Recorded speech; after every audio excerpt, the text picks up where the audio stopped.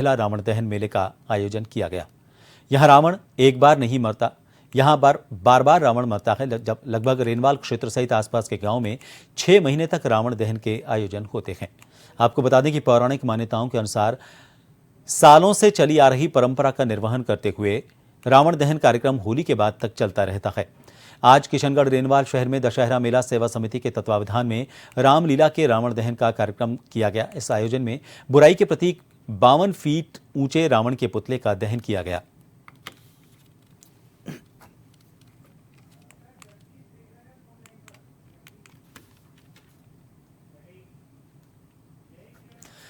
और इस खबर को लेकर बात करेंगे, रेनवाल से हमारे संवाददाता जगदीश इस वक्त फोन लाइन पर बने हुए। जगदीश, परंपरा है जो दशमी है उसके दिन रावण का दहन किया जाता है पूरे भारतवर्ष में, और इसी वजह से उसको विजयदशमी भी कहा जाता है।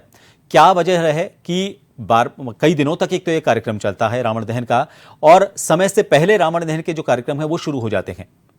जी, मैं आपको बताना चाहूंगा कि ये पौराणिक मान्यताओं के अनुसार परंपराओं का निर्वहन करते हुए रेनवाल, किशनगढ़ रेनवाल जो शहर है उसमें षष्टमी का ये पहला दशहरा का आयोजन होता है, जो रेनवाल में ही नहीं पूरे भारत से सबसे पहले रावण दहन का आयोजन होता है। इसके बाद में रेनवाल खास में अष्टमी का दशहरा के मेले का आयोजन होता है। उसके बाद में दशहरा का जो अपने हर्षोली का है, जो नीलकंठ पक्षी गरुड़ आने के बाद में ही दशहरा मनाया जाता है। अदरवाइज इसमें यदि नीलकंठ पक्षी नहीं आता है तो 11 को मनाया जाता है। इसी प्रकार से अलग अलग तिथियों को पूरे रेनवाल सहित आसपास के क्षेत्रों में दशहरा मेले का आयोजन होता है। ये परंपरा लगभग 400 सालों से चली आ रही है रेनवाल परिक्षेत्र में, और होली के बाद तक रावण दहन की परंपरा चल रही है। ये नादरी गांव में सबसे अंतिम रावण दहन का कार्यक्रम का आयोजन किया जाता है। किस तरह का माहौल रहा, कितनी संख्या में लोग पहुंचे, और किस किस क्षेत्र के जो लोग हैं यहां पर आते हैं?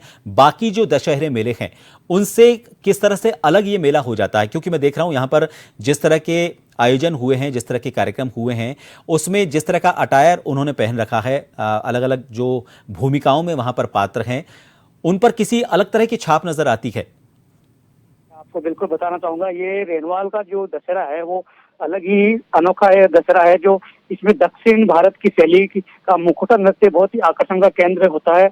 और इस दशहरे के मेले को देखने के लिए पूरे देश से ही नहीं, विदेश में भी जो रेनवाल के वासी है वो रहते हैं, प्रवासी, जो यहाँ इस दिन देखने के लिए अवश्य आते हैं। तो ये रेनवाल का जो दशहरा है बहुत ही खास है।